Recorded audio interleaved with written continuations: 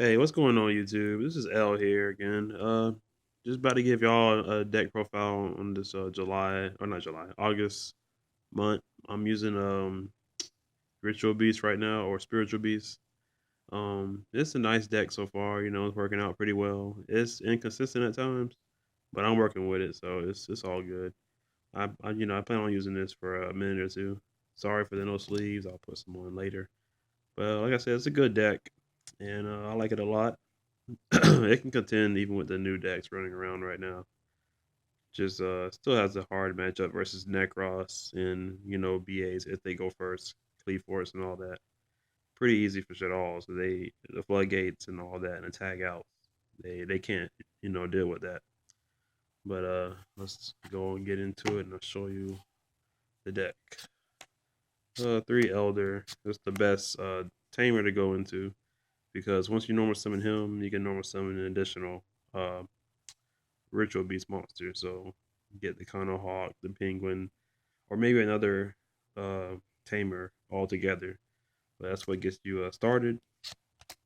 Only run one tamer Laura. She is only good because whenever she's normal summoning, you can just target one in the grave or and special summon it. So they're mostly banished, so they won't be in grave to use that often. That's why you only run one of her.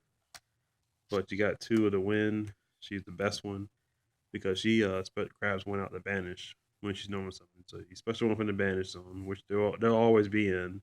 So she's always live no matter what. So she's what you would normally top deck to go into a fusion. Next with the spiritual beasts, we have the Kana Hawks, three of them. The best ones to open up turn one with because you can just banish any of your ritual beast cards for 2 turns. But if you fuse right away and unfuse, you can pretty much get the combo going that way. Next is three Apelio, uh, strength increaser, and the beater of the deck pretty much. Banish one ritual beast in the grave, and they all gain 500 until the end of the turn. And you can only bring most you can use it just twice because you once you use it first on the field, banish it, and then respecial it, you can use it again. So the most you'll get is like 1,000 per turn or whatever, and it's during your player's turn. So just to move stuff out of the grave into the banish will help things out with the fusions later. And then one Pedalfin because not only do I don't like pink, but besides that, um, it's good for just banishing a card, a name in your hand, and then that way you have something to fusion or refusion or uncontact into later. But it also returns the card in the opponent's field back to their hand. So instead of destroying it and all that, putting it to the grave, it returns in the hand. So it's pretty good. And then three Rampingu. It's not as good as Kona Hawk, but just a little jump start. Um, you just banish a fusion and then banish send to the grave that type from your deck to the grave. So you banish the dolphin, the ulti pedalfin, and you can send the regular pedalfin to the graveyard. But if you have defissure macro, they'll both get banished. So that's kind of where you want to be. And then I run the one Zerfapelica. Just it's just like Laura when it's normal summon, you special one from the grave. So just another tamer, just to be a name. That's really it. And then the one Ryo just for control purposes.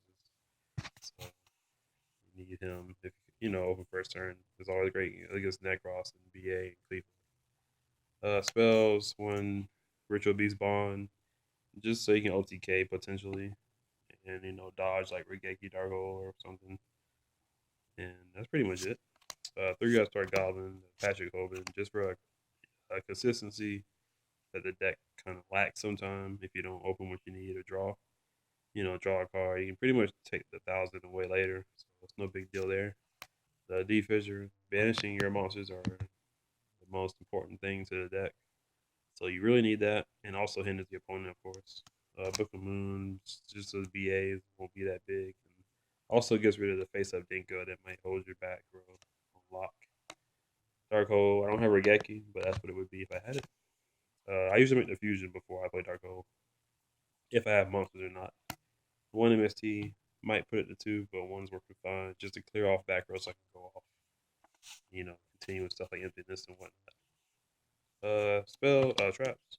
Now the Ritual Beast Ambush, better called the Haunted because it can target a Tamer and the Spiritual Beast from either the grave or the banished. One each per. So you only bring out those two once per turn. So best is doing your opponent in phase or whatever. 3 Steed, the best card in the deck. Doesn't target, but it destroys your opponent's face-up monsters up to the number of, well, not face-up, but up to the number of face-up monsters you control. It destroys that many of your opponent's monsters. So it's really good. It doesn't target, so they can't do nothing about it. And if you have a fusion, just uncontact it, and it'll be up to 2 at that point. 2 mistakes, still Necros format, so have it for them. Cleave Forts, yeah. The Teller Knights add, BAs add, a little bit. Shadows add, mirror match, whatever. It'll be useful no matter what. Macro, just like Defisher, so it'll banish all the cards, so spell traps included. Yeah, Vayne's Emptiness. Once you have control, you can pretty much play this, and your opponent can't play. Trap's done. To cut it off, mistakes, cut off the emptiness. So when they go, it'll reactivate. The breakthrough skill, negate effects twice. Bottomless, get rid of a good monster. And then the solemn, just overall negation, summon. That's the deck. Let's get the extra deck going. OT Gaia Pelio.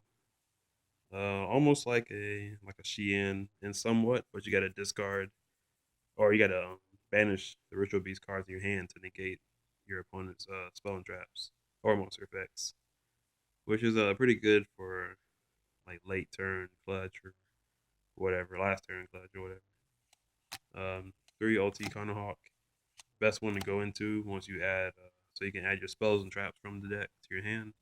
All you have to do is return 2 banish Ritual Beast back to the grave. What you do is once you bring it out, let's say you use Laura and Hawk to make this.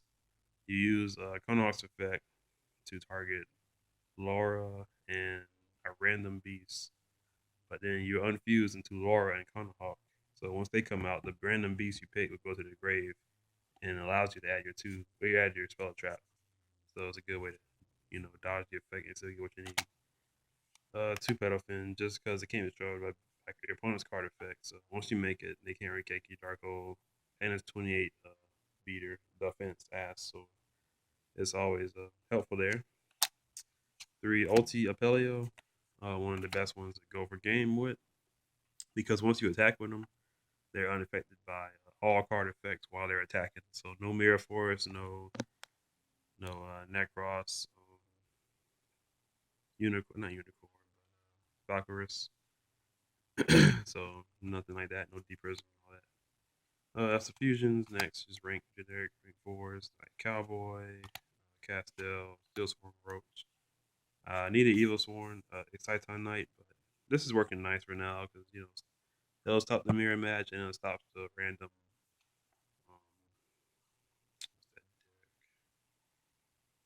Random.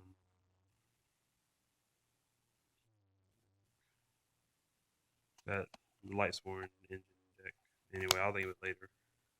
Best Dweller for the Shadows and BA, and then Totem Bird, just random rank 3. You just use the 2 level 3 wins, and you can detach 2 materials and get spell trap. That's pretty good. Okay, there. Oh yeah, Infernoid. That's what it is. Stops Infernoids too. But that's pretty much it, YouTube. That's the deck right there. Let me know what you think. Comment, rate, subscribe, and that'll be it.